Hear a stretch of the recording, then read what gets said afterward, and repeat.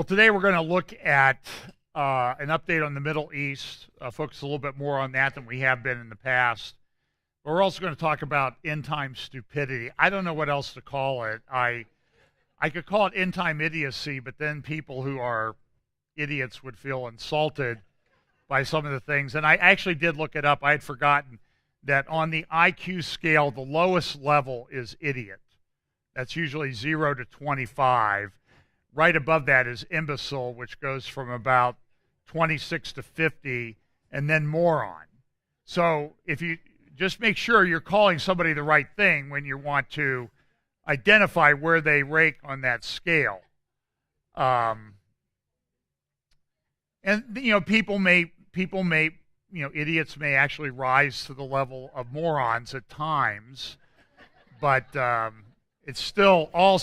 I call it all stupidity, and sometimes it's unforced errors, they say in sports sometimes.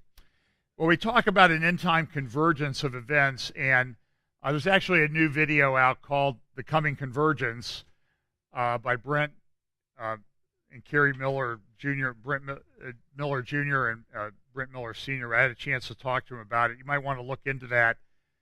The Coming Convergence. It's pretty good. We had a chance, Pam and I had a chance to meet with them in Sacramento for a morning and afternoon when we were out in California in January. And we're really on board we're on the same page on a lot of things. And they talk about this coming convergence, that everything seems to be converging at the same time. And that's the way it's going to be. And it's going to get faster and faster. As I go through things each week, I was mentioning to my wife this morning that I just feel inadequate because there are probably 6 or 7 major themes that I could make into an entire presentation just on their own. And I try to keep people on a broad view level, kind of a high overview rather than drilling into a specific thing, which I will try to do when I speak at conferences. But it's difficult. I mean, I'm doing 60 different presentations a year at least. And sometimes it's difficult to keep up. And so as you sometimes see up here, I don't talk to people ahead of time because I'm still finishing my presentation as I'm standing here at the podium. But I want to start off today with a word of encouragement. We know that by most estimates, by most scholars, they say that the oldest book in the Bible is the book of Job. And Job's an interesting story. You know the story. Satan went to the throne room in heaven and said, what about your servant Job? He only serves you because he's successful. God, he only serves you because he's successful. And everything was taken away from Job. His family, his wealth, his health. And then he was stuck with 3 friends that didn't really give him very good advice either. But there's a passage in the middle of Job that I find very interesting. So here is the oldest book in the Bible, the oldest one committed to writing by most estimates. And in Job 19, Job gives this statement that he considers a statement of fact. Verse 23. Oh, that my words were written, oh, that they were inscribed in a book, that with an iron stylus and lead they were engraved in the rock forever. As for me, I know that my Redeemer lives, and at the last he will take his stand on the earth. Even after my skin is destroyed, yet from my flesh I shall see God, whom I myself shall behold, and whom my eyes will see, and not another. My heart faints within me. Now, you can pick up a few things from what Job said there. One of the things is Job had an eschatology. He knew what it was going to be like at the end. He knew that there was a certainty that his Redeemer would always live. And he knew, even though he would die and rot away in his body, he would be resurrected and see God someday. everybody has an eschatology.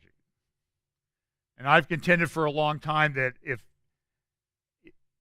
I can pretty much tell when people start talking about things that they consider to be important in the life of a Christian, you can get a pretty good grip on their eschatology. And it governs a lot of what they say and do and think as a Christian. A lot of people will dismiss it, that eschatology isn't important, but they have by saying they don't have much of an eschatology, they have an eschatology. And I think it's much more important in the life of the Christian than most people want to admit. And so there was Job looking down the corridors of time, and he knew that at the end, when this millennial kingdom comes, that his Redeemer would stand on the earth. It's an amazing prophecy. It should be one that gives all of us great hope. I don't have much hope for the world. Look, I still get up and go to work every day. But I know that there are things coming upon the earth that I think are going to happen in my lifetime that I'm going to have to deal with. And they may not be that pleasant. But I know that my Redeemer lives. And that even if I die, I'll be resurrected again. You know, when Abraham, it tells us in Hebrews, when Abraham took his son Isaac up to Mount Moriah to sacrifice him, his great hope was that Isaac would be resurrected. Talks about that in Hebrews. So that is always our hope, is that resurrection. Now, some might miss out on the resurrection, but they will still have the same effect as the resurrection because they'll be changed if they're here and alive at the rapture. So keep that in mind. I was looking, so let's just look at some of the things that are going on that are kind of crazy, sometimes stupid, and we'll look at the Middle East. This is a map that was put out of the dams in the United States that are at high risk of failure, which is encouraging. This is the, it's all right there on, can I say the dam map? Am I allowed to say that? No in on that one. Don't put a letter in my mouth. It's not very encouraging. I hope nobody's driving through Atlanta, too. Did you see the pictures of that fire and the collapse? You know, we had that happen on 270 while Pam and I were out in California. And they were able to get that fixed pretty quickly, but that was only like a couple lanes, 3 lanes wide, maybe, that bridge. It was not this 16 lanes. I mean, that was a pretty awesome fire. And so we're going down south in a few months, and 2 months, and I'm pretty sure, I don't know when they'll get that done, but I'm pretty sure I'm going to avoid Atlanta if I can. And Pam and I just drove on that road just last winter, about a year ago. Well, this was the thing from Time Magazine last week. Their cover is Truth Dead. And when you look around and you watch the media and all these things, you have to say, I think they might be right for the most part, because truth is pretty much the last thing that a lot of people are concerned with. I'm concerned about it. Speaking of eschatology, even our good friend Al Gore has an eschatology. And he was on PBS a couple weeks ago, and here's what he had to say. What is your take on the man the president chose to head the Environmental Protection Agency, Scott Pruitt, who, by the way, just last week said he doesn't agree that carbon dioxide is a primary contributor to climate change? And that's a perfect example of the problem that I'm describing in the assault on reason. But again, at some point, a false belief collides with physical reality. Okay, now see that's called irony. Okay. We have an English teacher here. She can correct me if I'm wrong. Every night on the television news now, a nature hike through the book of Revelation. These climate-related extreme weather events have convinced the vast majority of people that the scientists have been right for a long time. We have to address this. But putting someone in the EPA who denies even the most basic scientific truth about this, you know, the old cliches are, you could say the earth is flat, but it doesn't mean you're going to fall off the edge. Well, and I'm glad that they trot out this high priestess, the high priest of climate change every so often to set everybody straight, since he has the source of all truth. But he has an eschatology, you know, because he says it every night on the news. It's like a walk through the book of Revelation. So maybe, you know, pray that he continues to read the book of Revelation and he might learn something. And here's my concern that I have a lot of times with the way this is approached in both the secular and also in the Christian community on the eschatological side. A lot of times, things that happen in the Bible, they're miraculous events. But people will spend a tremendous amount of time in the Christian community explaining it away that, you know, this is what happened. Now, I'm concerned about that because it takes the power of God out of the equation. So the long day of Joshua becomes an explanation about some physical events, some kind of orbits of the planets and that type of thing that were happening. And it may, so I look at it this way. God can override anything. He's sovereign. He's all power. He's omnipotent. And it is possible that sometimes these planetary alignments happen at a specific time so that when this event is happening, it's proof that God created and designed everything so that he wound it up so that when this event happened, everything would turn out the right way using natural phenomena. But I object to always ascribing things to natural occurring phenomena because I think that takes the miraculous nature of God out of the equation. And what's happening with people like Al Gore is they're tools of the devil. Because the devil doesn't want anybody to believe that God is intervening in human history. And so they turn it into, well, this is all caused by man. And we can control everything. We can fix everything.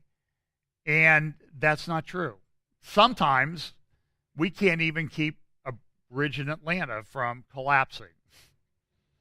And yet they act like we can control the weather and the climate and everything. And we can't. Now, there are people that think they can, and they're going to try. But it seems like every time we hear people like they're in charge of everything, it only proves that there are people that want to be in charge of everything, but they're not very good at it. You know, I know that there are people that want to put into place a one world government. And I believe they've been conspiring and working towards this for a long time. Even one of the guys who pushed it, David Rockefeller, died a week or so ago at the age of 101. He started the Trilateral Commission and other organizations to try to bring about this new world order, this one world government. And he lived to 101 and he failed. And he'll go to his grave as poor as any one of us will go to our graves at some point. You can go to his grandfather's grave up at Lakeview Cemetery in Cleveland Heights. And you know that underneath that dirt there is the decaying, rotting body of probably the richest man who ever lived. But he's just a decaying, rotting body now. He doesn't have anything with him. But people try to think that they're in control, and that's where bad eschatology gets you into trouble.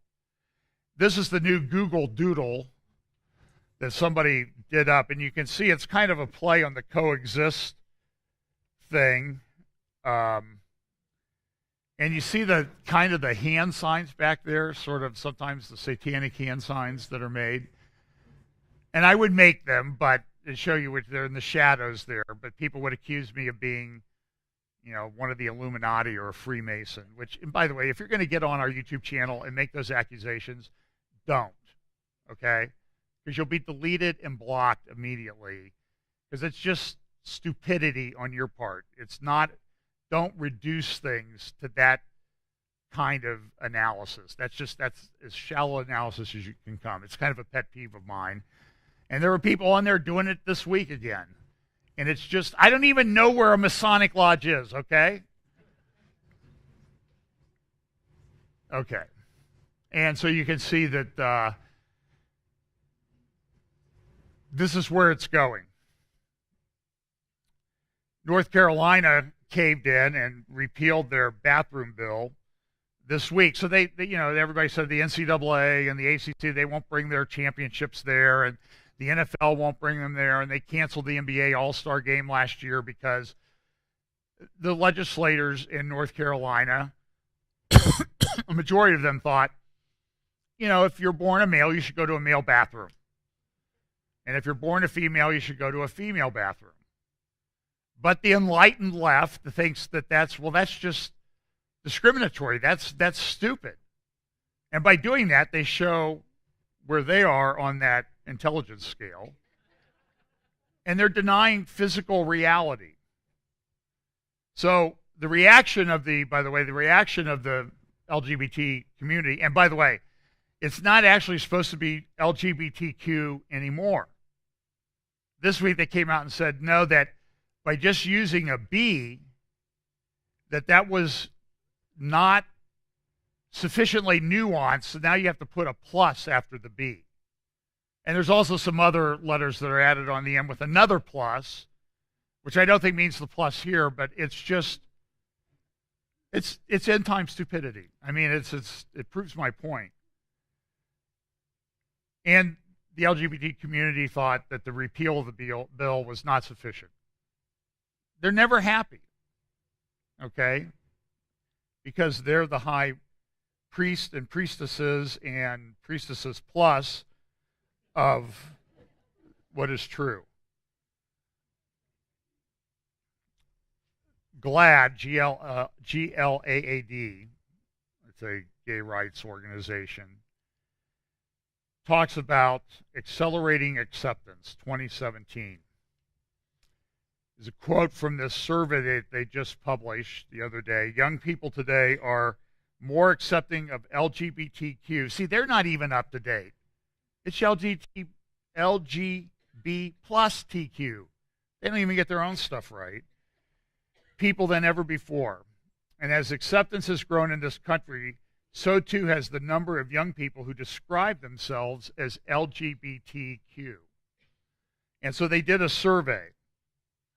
And the results are rather stunning.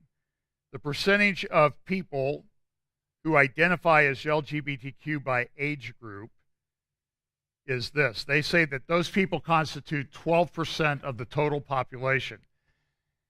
Now, I had a conversation with somebody yesterday like, well, this transgender thing is less than 0.1% of the population. I'm going to tell you right now, I don't think that's true anymore. As this has become accepted, and as we move closer to the end times and this Romans 1 judgment that God has talked about comes into play, it's a much higher percentage. This survey that GLAAD did shows that 12% of the total population applies that way. And but look at the 72%, 72 and over, it's 5%. But look at 18 to 34-year-old people, 20% identify as one of those classifications. And I think I'm absent a massive revival, I think that number is only going to grow. Also, if you look down here at the bottom of the page, I'm not sure I understand how this breaks down. sexual orientation and gender identity by age group. So they have 3 categories down there at the bottom. And they're 8%, 4%, and 8%. And you can blow that up and look at it on your own. But again, there are people, well, the categories are these.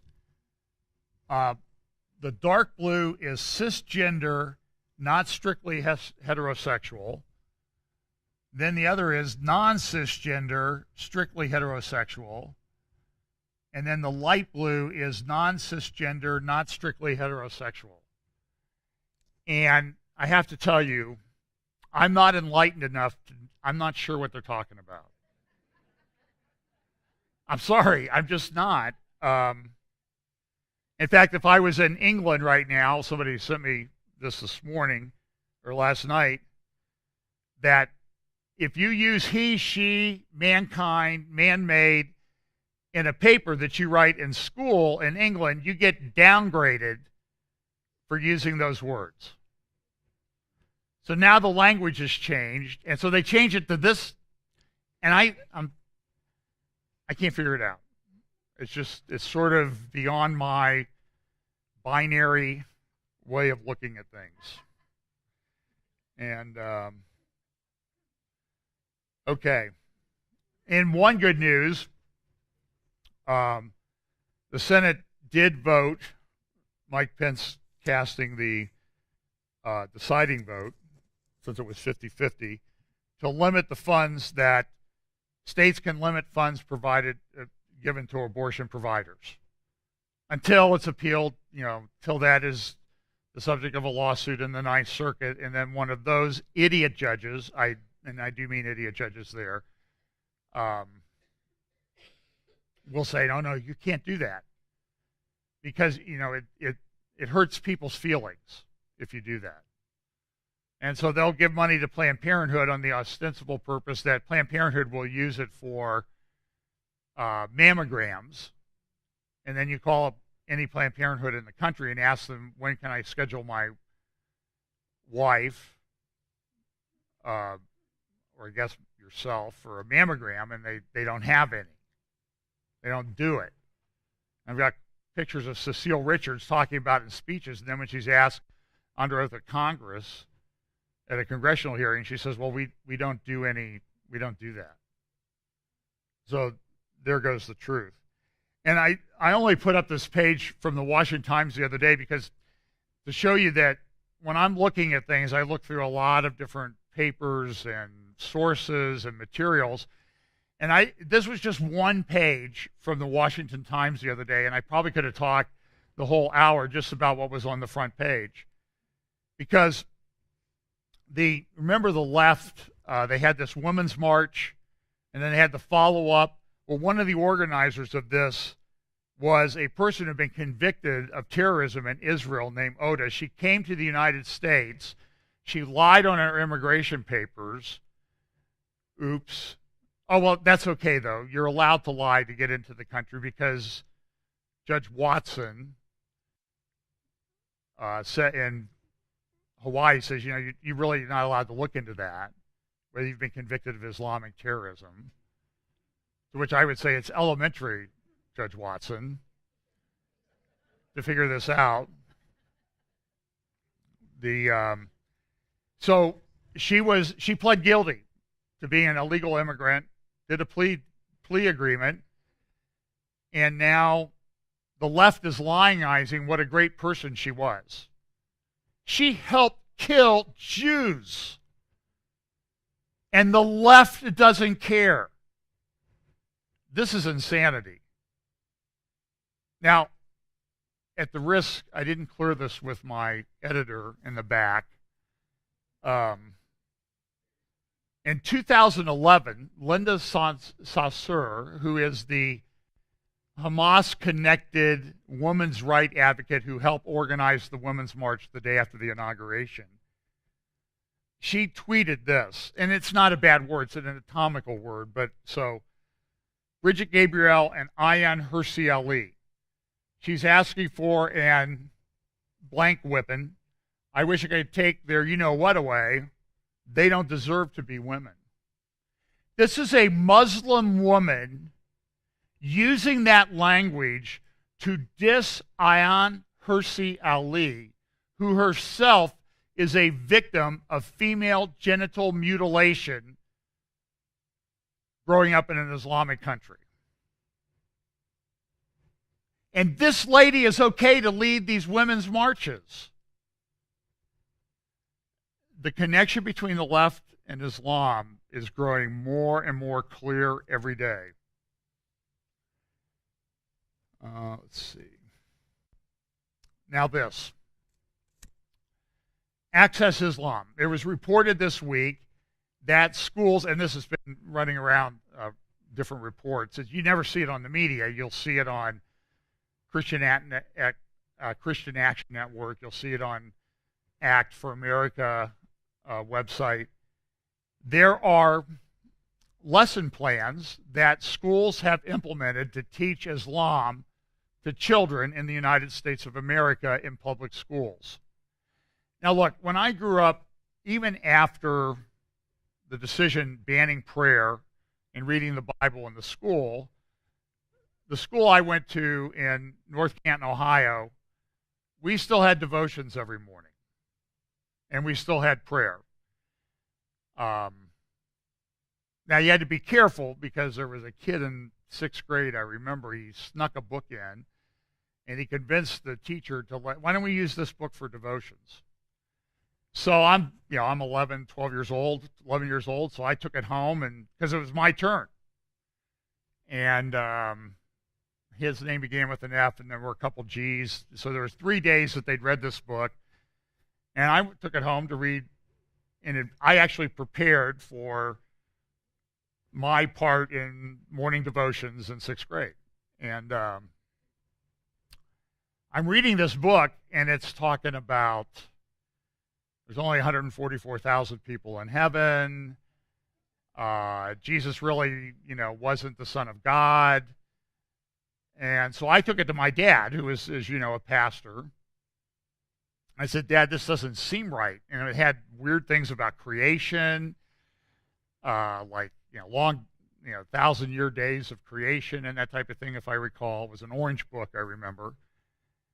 And so the next morning, I went to do my part in devotions, and my dad went along and told the teacher, you're not going to use that book in my kid's class anymore. To which the teacher agreed, and so we actually read from the Bible. And I remember doing a report on Buddhism or Confucianism when I was in high school, when we were studying sort of world cultures and world religions. But this is different. These are lesson plans made up by the Muslim Brotherhood and its affiliates to indoctrinate your kids into the beauties of Islam. And as I researched this, you can see the lesson plans here. Lesson plan 2, the 5 pillars of Islam. The foundations of Islamic religious practice is the 5 pillars. These basic duties, belief, worship, fasting, almsgiving, and pilgrimage, guide Muslims in their daily life. Lesson 2, Salat, prayer in Muslim life. Lesson plan 4, Ramadan observance. And if you don't think this is it's not embedded in our educational culture now, you're naive, because even churches are doing these Ramadan observances. And pastors of even mega churches are going to mosques to celebrate Ramadan with imams in their local community. There's a guy out in Sacramento who's done it. I have pictures and testimony from the imam when he did it a few years ago. So, what do you think is going to happen to the kids? What you find out when you drill through this Access Islam, a lot of it comes from a PBS special that was done on Islam that was very complimentary and it really whitewashed the history of Islam. And it's funded by the United States Department of Education and NPR. So your tax dollars are pushing this off to the kids. And then it gives you a timeline here. You see 560 to 661, life of Muhammad. He actually died before 660. I think he died about 632. So it's not even factually correct. And then Islam in America, 1530 to 2006. There wasn't much around here in 1530. The Jamestown settlement was 1607, right? Plymouth was 1620. But that doesn't, those facts don't matter. Actually, there's a great graphic on YouTube. You can look it up. I should have put it on here. Slave ships from Africa, about a third of them, 30% of them believe, 20 to 30% believed to be Muslim, and how they came to America. And it's a terrible history. But the interesting that you find is that of the slave ships that they have historically known sailed across the Atlantic, the smallest percentage of them came to the United States. Most of them went to the Caribbean and South America. I mean, you need to look at this. Maybe I'll try to dig that out and put it in a presentation. So, I mean, their history's all messed up. And interesting, they use the term the modern era of Islam. I think that's kind of a interesting thing since they all want to go back to the 8th century. So they have these things, they have these lesson plans, they have these videos. And then they look at, this is what the kids are taught in school, in public school. A lot of public schools using this. Listen to this first paragraph, God. For Muslims, God is unique and without equal. They attempt to think and talk about God without either making him into a thing or a projection of the human self. The Quran avoids this by constantly shifting pronouns to discourage believers from inadvertently reifying God and creating any physical image of him. It's also very confusing. This paragraph, God is known in Arabic as Allah to distinguish him from Ilah, which would refer to any of the gods once worshipped in Arabia. Just as one might say in English that the French or Germans worship God, not Dio or Gol, so one should probably say that Muslims worship God, not Allah, which is simply the word for God in the Arabic language. Giving a different name to the one God worshipped by the followers of Muhammad erroneously implies that their God is different from the one God worshipped by Jews or Christians. Listen, read large chunks of the Quran. That God is a different God. That Jesus is a different Jesus. That Mary is a different Mary. It's not the same, but you see how they twist it and confuse people. And then here's a lesson plan, the origin and spread of Islam. And the only thing that I will tell you is, Muhammad had this, and he had some visions, and he was called, and although he enjoyed success in business, he cared about spiritual matters. He often spent time at prayer and meditation in the mountains around Mecca. He was concerned about the effects of wealth and the worship of idols on his city. He was only concerned about wealth, I think, because he didn't have all of it. In about 610, Muhammad went to meditate in a cave in the mountains. There, according to Islamic teachings, Muhammad received the call to be a prophet or messenger of Allah. Muhammad later described the remarkable events of that night. He told of being visited by the angel Gabriel, who brought revelations or revealed teachings from God. Gabriel told Muhammad, "You are the messenger of God." According to Islamic tradition, at first Muhammad feared that he might be going mad. Why? Because he was under demonic attack. That's where this came from. Well, anyway. There, Muhammad met and prayed with earlier prophets, such as Muhammad, Abraham, Moses, and Jesus. And I know this. Why? Because this is what the story that Barack Obama referred to on June 4th, 2009, when he gave that speech that kind of unwound the Arab world in Cairo at Al-Azhar University. Then the horse guided Muhammad through the 7 levels of heaven, and Muhammad met God. To this day, Jerusalem is a holy city for the Muslims. It's just one little fact. Jerusalem is never mentioned in the Quran, ever. It's mentioned hundreds of times in the Bible. Then it talked about the spread of Islam, and you see how it's spread. And when you read this, you think that it's spread by, sort of like Mormons going around to houses to share their faith. Slowly, the lands of Muslim empire took on more elements of Arab culture. They did. You know why? Because if you didn't do it, you got killed. Muslims introduced the Arabic language. Along with Islam, acceptance of Arabic helped unite the diverse people of the empire. In addition, Arabs took over as top officials. People bought goods with new Arab coins. What they don't tell you is this. In that history, Islam killed over 270 million people. 270 million people. Over 80 million killed by Islam in India alone.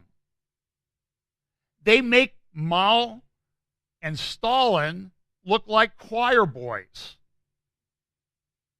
They don't say that. Look at what they say. The Muslim Empire continued to expand. The Umayyad Caliph sent armies into Central. Oh, they sent armies. Now we're getting a little bit of the truth. Muslim armies began their conquest of present-day Spain. At the Battle of Tours, they were turned back. But they present it like no big deal. They just kind of proselytized their way with their armies across North Africa, up into Europe, all the way even to the gates of Vienna in Austria. Now, what's interesting is when you're digging on these websites and you find these lesson plans, you also find this stuff from the National Association of School Psychologists about, I know, it's crazy, right? I guess that's why it's connected with the psychologists. And they talk about stopping bullying. And of course, at the end, the last sentence, they report hate crimes to law enforcement, although I'm not sure we have hate crimes in some respects. And the Southern Poverty Law Center, the high priests and priestesses of hate. The Southern Poverty Law Center is itself a hate group. They identify some groups that are hate, but they identify a lot of Christians that they don't like either. And then there's these videos, empower tools that they have. And it says, there's a site called Go Noodle. So I created my own noodle to go through this. It's interesting. The Southern Poverty Law Center, this week there's a professor from Drexel who said that when he saw somebody offer their first class seat on a flight to a military person, he wanted to throw up. And he went and he said, well, a lot of these websites that attack Islam and everything, they're not based on academic research. You have to have rigorous peer-reviewed academic research in order to be believed. Okay, so this guy believes that that's what he believes is how truth is set up. And it's the same way Al Gore believes truth is set up with regard to climate change. You have to get peer-reviewed. And if you don't agree with the company line, you don't get approved. Therefore, it's not true. But then this professor, in his interview with Tucker Carlson, he identifies a group that you can trust as the Southern Poverty Law Center, which bases none of their stuff on academic peer-reviewed research. End time stupidity. So then it goes on to empower tools and this school psychologist, to which I don't think I had a school psychologist when I was a kid growing up. That's probably why I'm so messed up. You know, if I had a problem, Johnny, go out in the hall. I spent a lot of time in the hall. And took a book out there and read, and it was more interesting. So they bring this guy in and one of the noodle things, and it's about, this is expanded and contract to show how you should breathe. Breathe. And you get to the end of the video, and guess what? The School Yoga Project. This is what's being pushed on your kids. End time stupidity. It exists at the highest levels of our government. Now listen, I have respect for this guy, but I don't know what he's thinking. This is Secretary of Defense Mattis, went to England this week, and he said this. It's good to be standing beside you, especially at this time and place soon after a senseless murder killed citizens of both our countries. Language is important. I'm a lawyer. You put the wrong things in a contract, you can have bad things happen down the road. This was a terrorist attack. Why is our Secretary of Defense calling this a senseless murder? It was an Islamic terrorist attack, Secretary Mattis. Get that through your head. I know you think that if you don't call it what it is, that everything will be fine, but all you people have been calling it not what it is for a long time, and it hasn't gotten better. It's getting worse. Get over it. Deal with the problem. You imagine if I had a confirmation hearing in the Senate for anything, for janitor at the Homeland Security. They'd play this tape and it would be, I'd probably be marched out of there in leg irons. I'd look like Hannibal Lecter being wheeled out of that Senate room.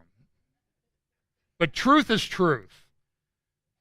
Here's this guy, he went to fight for ISIS, and he came back to Belgium. And I think he was complicit in that terror attack that occurred just a year ago. And he's allowed to remain. And there are hundreds of these guys all over Europe. 400 to 800 in England alone that they've let come back. They're surveilling 24 hours a day over 3,000 people of a particular religion in England right now. It's completely, and it's hurting their law enforcement ability to go out because it takes about 2 to 3 dozen people to monitor one person at that level. But let's just bring more back. Let's lionize this lady who killed Jewish people. And then in the New York Times today, on the editorial page, why is this hate different from all other hate? And the lady, what she tries to do is she tries to pin all the anti-Semitic attacks on President Trump and his administration. As many occurred under Barack Obama, and this lady never opened her mouth. So shut your mouth. This is the way the left works. And even though it's come out that it was left-wing people that did all of these harassing calls to Jewish centers, a Jewish American kid in Israel and an African American kid here is trying to impress his girlfriend. And by the way, if your girlfriend's impressed by you calling in terrorist attacks and bomb threats, you need a new girlfriend. She's bad news. But see, the truth doesn't matter to these people. So she may have written this before all the truth came out about who was causing these phoned-in bomb threats. But the truth doesn't matter to her. It doesn't matter to Congressman Schiff, that lying creep from California, about all of the Russian influence and the investigations and stuff, who comes out and talks to the press and then can criticize Nunes for talking to the press. Okay, so there is a bright light. I don't have time to play the whole thing. You can go to the APAC YouTube channel and you can hear this lady talk, who is, I think, someone who's starting to speak the truth. Basically what it comes down to is I'm not there to play. And what I wanted to make sure of was that the United States started leading again. And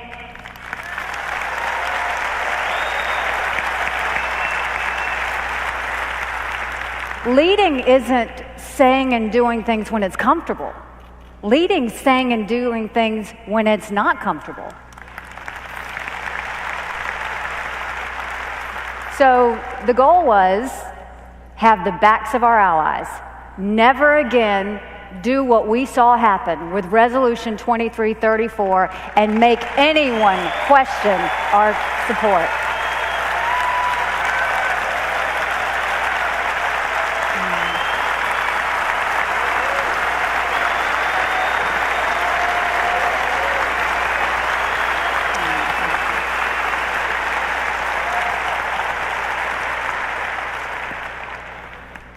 When Resolution 2334 happened, and the U.S. abstained, the entire country felt a kick in the gut. We had just done something that showed the United States at its weakest point ever.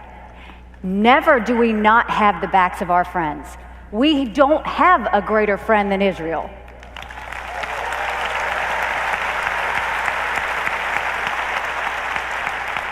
And to see that happen was not only embarrassing, it was hurtful. And so what I can tell you is everyone at the United Nations is scared to talk to me about Resolution 2334. And I wanted them to know that, look, that happened, but it will never happen again.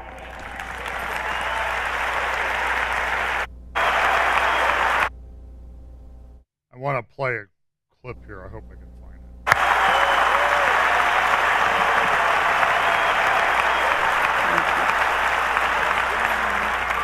it. We have a lot of things to talk about. There are a lot of threats to peace and security, but you're not going to take our number one democratic friend in the Middle East and beat up on them.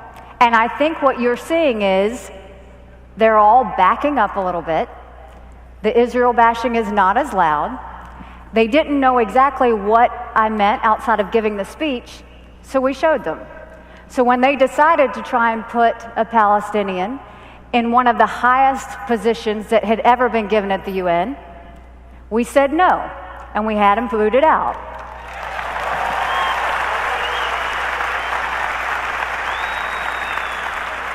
That doesn't mean he wasn't a nice man. That doesn't mean he wasn't good to America. What it means is until the Palestinian Authority comes to the table, until the UN responds the way they're supposed to, there are no freebies for the Palestinian Authority anymore.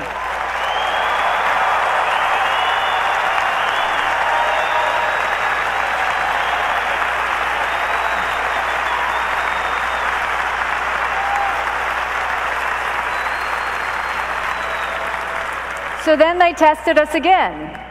And a ridiculous report, the Falk report, came out. I don't know who the guy is or what he's about, but he's got serious problems. Goes and compares Israel to an apartheid state. So the first thing we do is we call the Secretary General and say, this is absolutely ridiculous. You have to pull it. The Secretary General immediately pulled the report. And then the director has now resigned.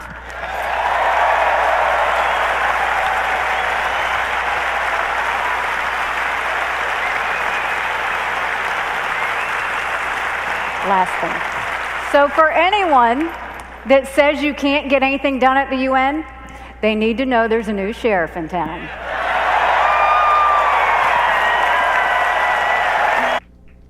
I missed the clip. Here's what she said. You can look it up on the APAC and you can read the transcript. She said, I wear heels. They're not a fashion statement. You do this and I'm going to kick you with my heels. So that's kind of refreshing. So it's about 15 minutes long, but she only talks about half the time because of the applause. And so that's encouraging. And, you know, the interesting thing is you heard about this here in the Prophecy Update.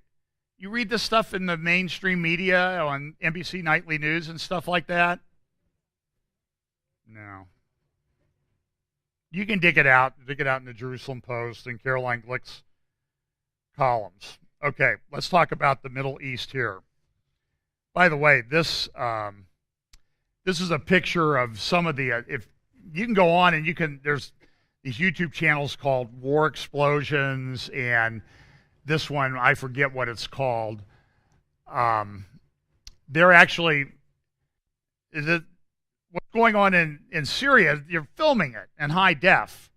And ISIS is filming stuff, they're, suicide bombers with high definition drones.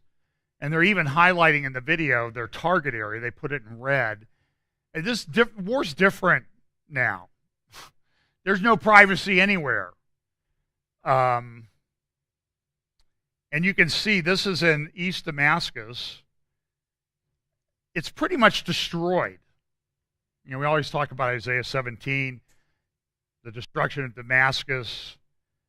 And it's like, at this point, all they got to do is focus on the western half, because it's a mess out there.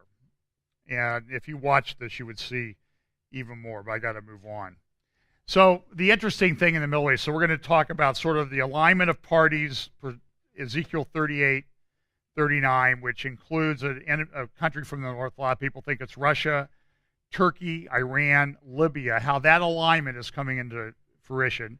And then some things to the security of Israel. And we're going to go till about a quarter after, so if you have to leave, you have to get up. So this is from the Institute of Study of War, and it shows areas where Russian influence has increased. So it shows Iran influencing Syria. It shows Turkey coming in, Iraq, Egypt, and then also Libya. Over here, this report was in, I think, the New York Times. Russia's intervention in Libya would realign the Eastern Mediterranean. Because you see, at least one interpretation, one of the most probably the most accepted interpretation of Ezekiel 38, 39, is that Russia will lead a coalition of Muslim countries, based on how they are today, into the Middle East to attack Israel. And one of those is Libya.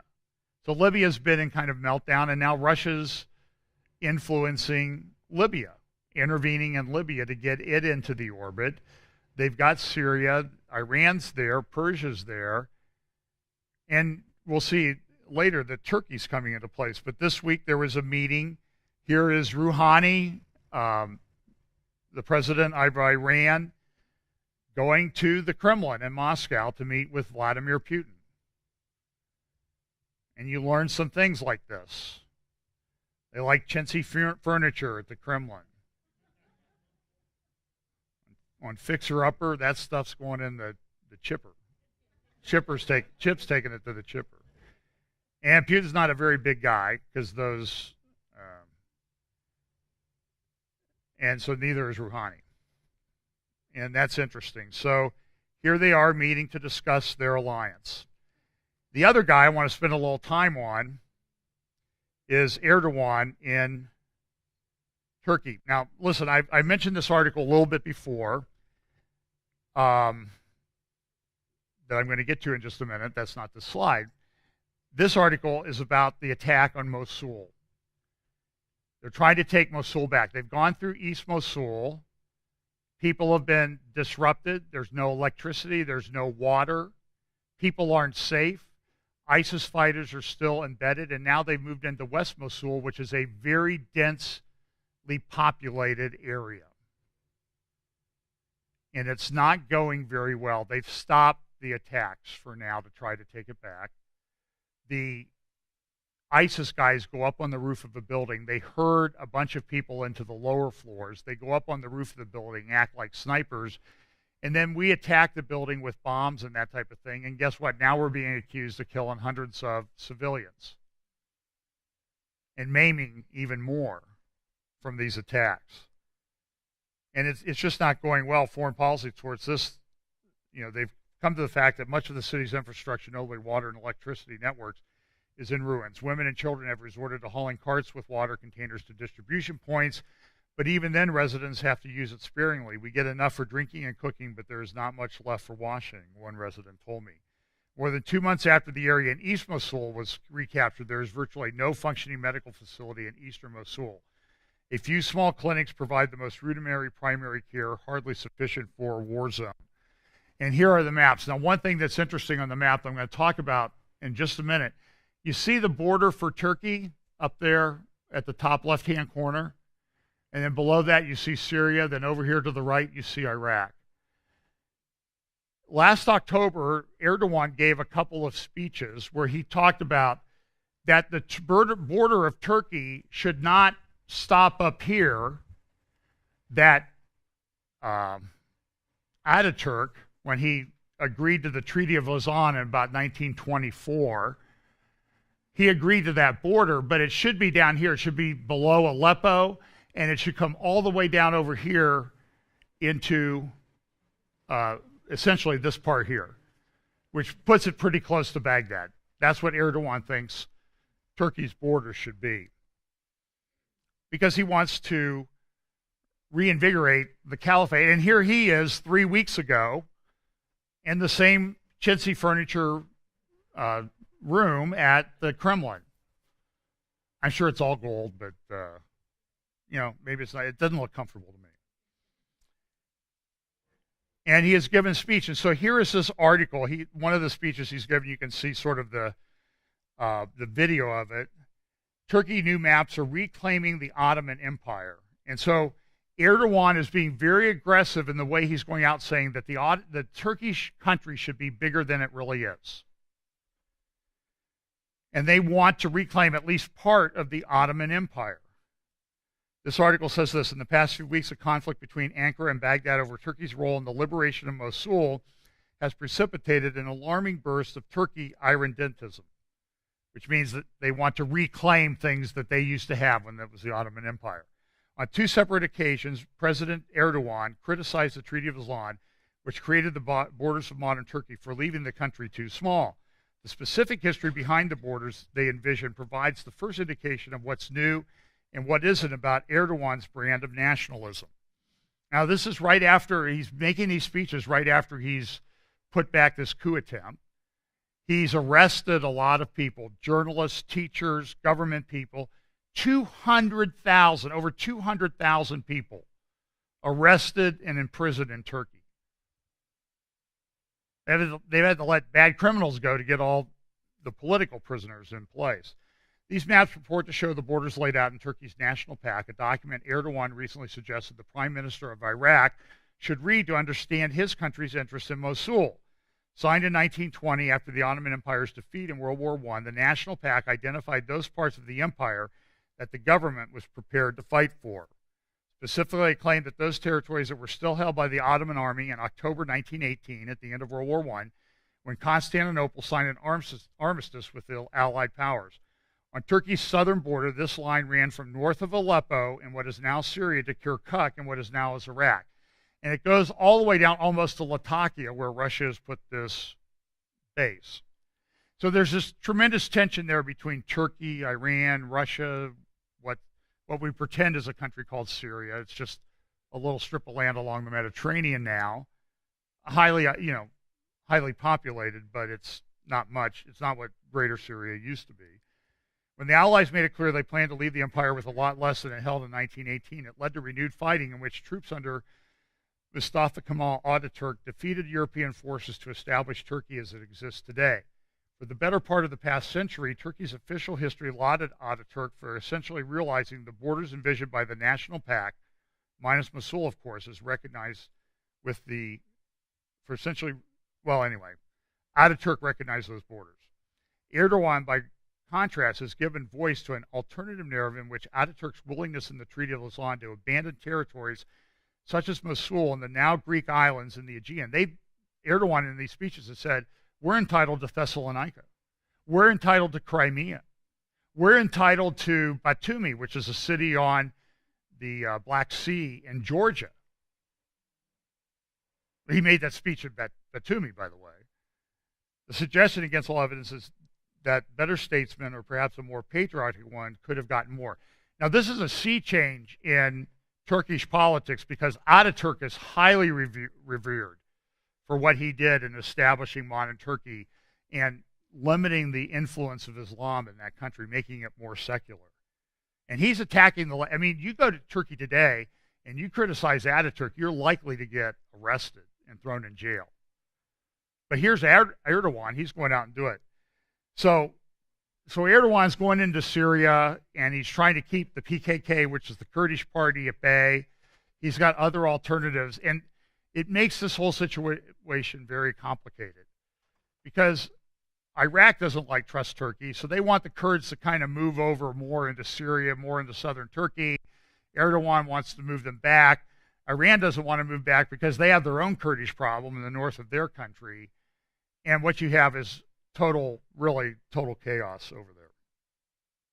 So, and he's trying to appeal to his Arab brothers and sisters. Now, this article from the Washington Post in January, right around the time of the inauguration, the Turkish parliament, on January 21, the Turkish parliament approved a constitutional amendment that would change the current system of government from parliamentary to presidential. These changes will now go to a popular referendum, which is set for April 16th, coming in the aftermath of a failed coup attempt in the midst of a massive crackdown on independent civil society. These proposed amendments would fundamentally change Turkey's political system. The proposed changes are so profound that if passed, they will amount to a total regime change, not just a change in the system of government. Erdogan's de facto one-man rule will be codified into what can only be described as a sultanistic regime, unprecedented in Turkey or anywhere else in the democratic world. In fact, some people have described it as the most oppressive regime in Europe since Adolf Hitler.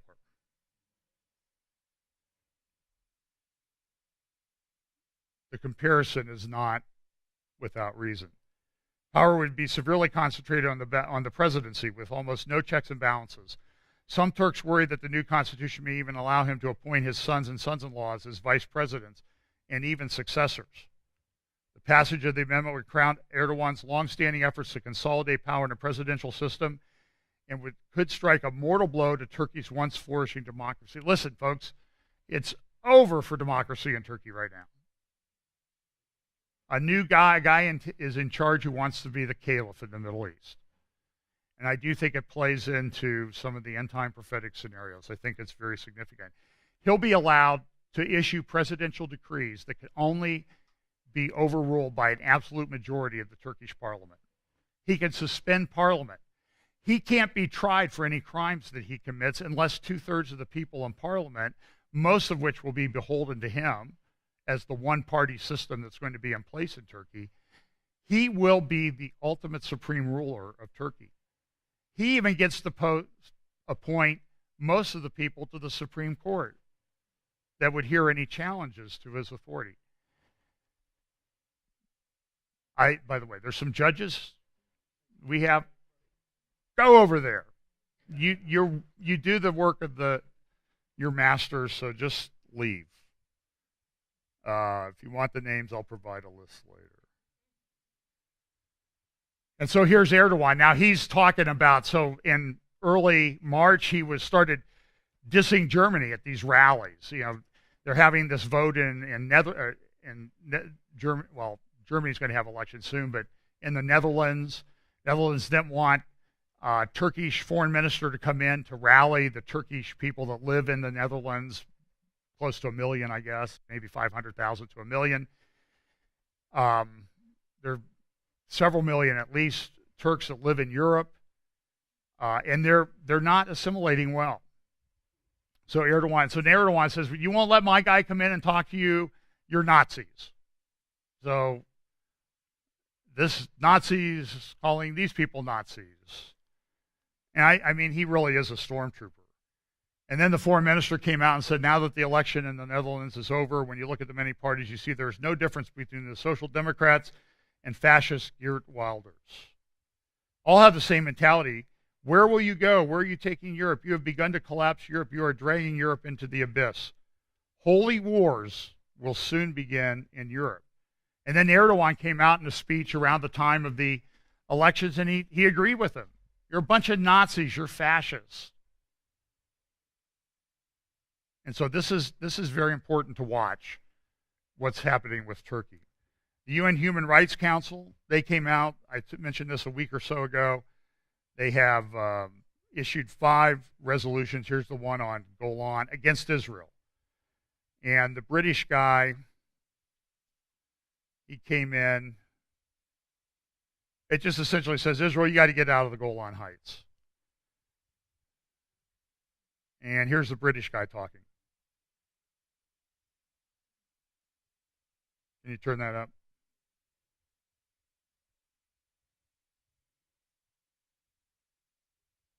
Well, this is the quote I read last week. This is the guy actually saying it. So go put this one around. Today. This is not acceptable. Here we go.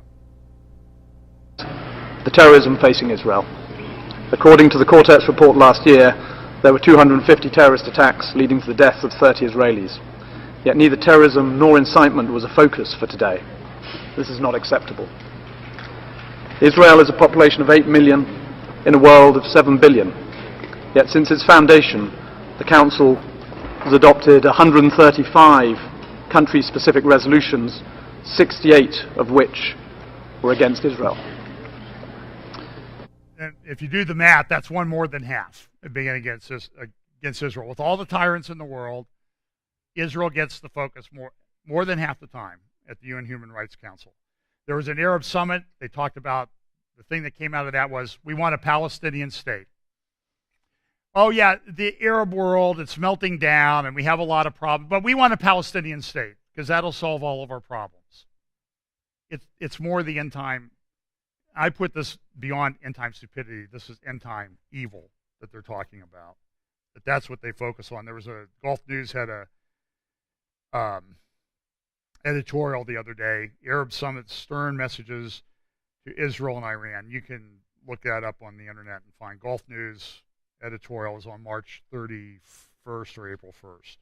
And it wasn't a joke, by the way. Israel wants to approve a new West Bank settlement. And by the way, there's an article that I read this week, and it said things you should never use in your language. Don't call them Palestinians, call them Arabs, don't call it West Bank, call it Judea and Samaria. Because when you look it up, what you find is that that's what the UN did when they were writing up the partition plan in 1947. They didn't really call it Palestine. They didn't call it the West Bank. They didn't call it that. In connection with this, a new survey. What happened? Did I kick something?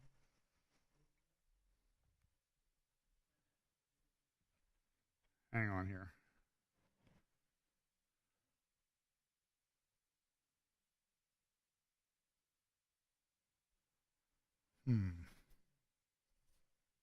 Did I bump it?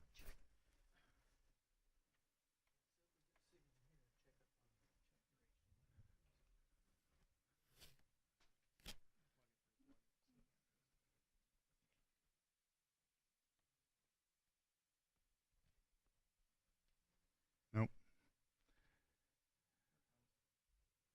Okay. We need to check that cable probably because I was having trouble with it this morning. We set up and tear down each week. And I'm taking that 2 minutes. A timeout. Okay, so there's a survey. You can find it at JCPA, Jerusalem Center for Public Affairs. Great website, a lot of good information. Just came out, and you can also find it on other websites. They surveyed Jewish people. They surveyed people in Israel. What do you want to do?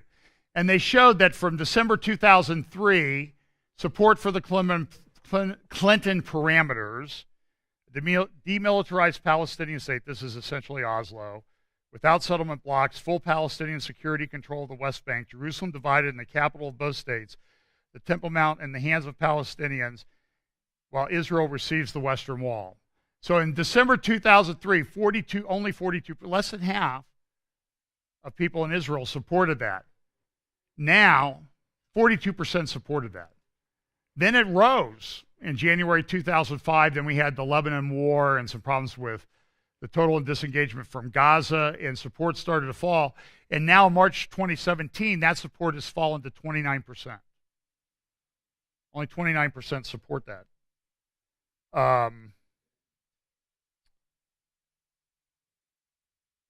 See the bottom line there, transferring the Temple Mount to the Palestinians. 10% agree with that. 83% oppose it. So the numbers are changing. So the world, everybody still talks, even our State Department, even Nikki Haley's talking about a two-state solution and how this division can be made. And the majority of people in Israel, they don't believe it anymore.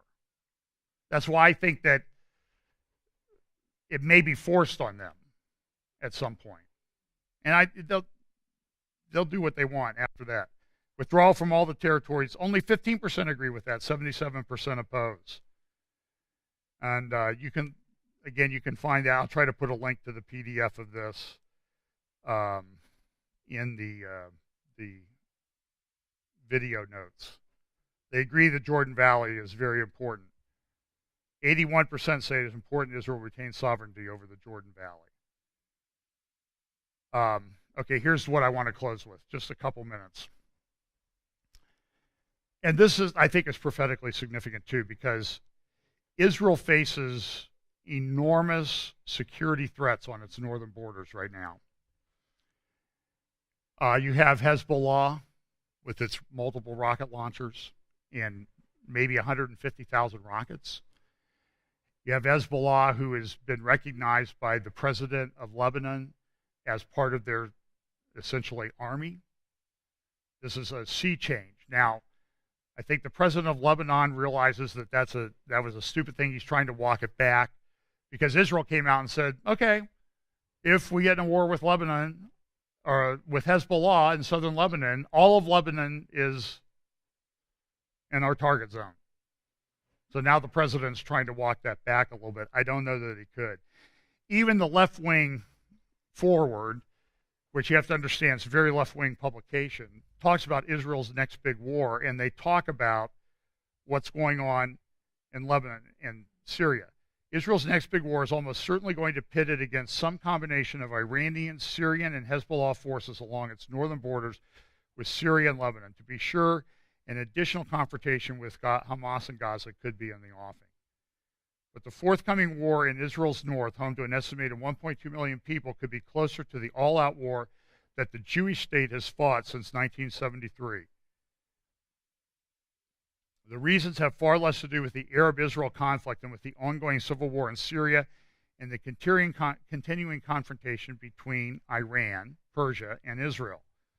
The outcome could result in considerable destruction inside Israel. In fact, so much to the point that Israel has announced plans now that if there's a war that breaks out, they have plans to almost immediately evacuate 250,000 people from the north of Israel to secure places further south, because it's a very populated area now. It didn't used to be. But also in the strengthening of Israel's burgeoning strategic ties with its Sunni neighbors, Egypt, Jordan, Saudi Arabia, and the United Arab Emirates, alongside their reservations on the Palestinian issue, share Israel's concern regarding Iran's aggressive regional ambitions. But they would all agree that Israel needs to settle with the Palestinians, the Arabs. They call them Palestinians. In this sense, a confrontation in Israel's north would decisively reflect current far-reaching changes in the Middle East strategic balance of power.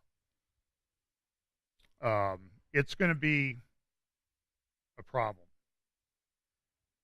There's not much left of Syria. Just let me see if there's anything I want to share here. Well, the point of it is that this, and you can see the area of Hezbollah and ISIS and presence, and then ISIS has the area to the south of there along the Golan. This is a big deal, and this is it looks like war is coming. I mean, I just don't know how they avoid it. Even Breitbart was reporting on this the other day, that there's a significant potential for Israel-Hezbollah face-off, according to Arab intel officials. So all of this is prophesied. All of this is prophetic. And I think I'm done. So, I know, you don't believe it. So, look, we know this is coming. All the things are lining up exactly as the prophets prophesied. It's what we knew was going to happen in the Middle East. I think it's going to continue. I think we've gone past the tipping point at this point. I'm glad that Nikki Haley is a little bit optimistic that people are backing off a little bit, but all the other stuff I read say they're not. I mean, she says that, and then 2 days later, the Gulf Coast countries have a summit, and they say, Israel, give everything back to the 67 borders. So they haven't backed off. So maybe the Europeans are, but Europeans are, talk about end-time stupidity. I've said this before. All these migrants coming in that are military-age males, in history, invading armies used to provide their own transportation. Now Europe pays for them to get there and pays them when they're there. That's stupidity. And that's probably the most glaring example that I can think of today. So let's pray and let's go. Remember, our Redeemer lives. Lord, thanks so much for the promise of your word. Lord, we look forward to that day when you are back in charge and have set up your kingdom and ruling from Jerusalem. May that day come quickly, Lord. In Jesus' name, amen.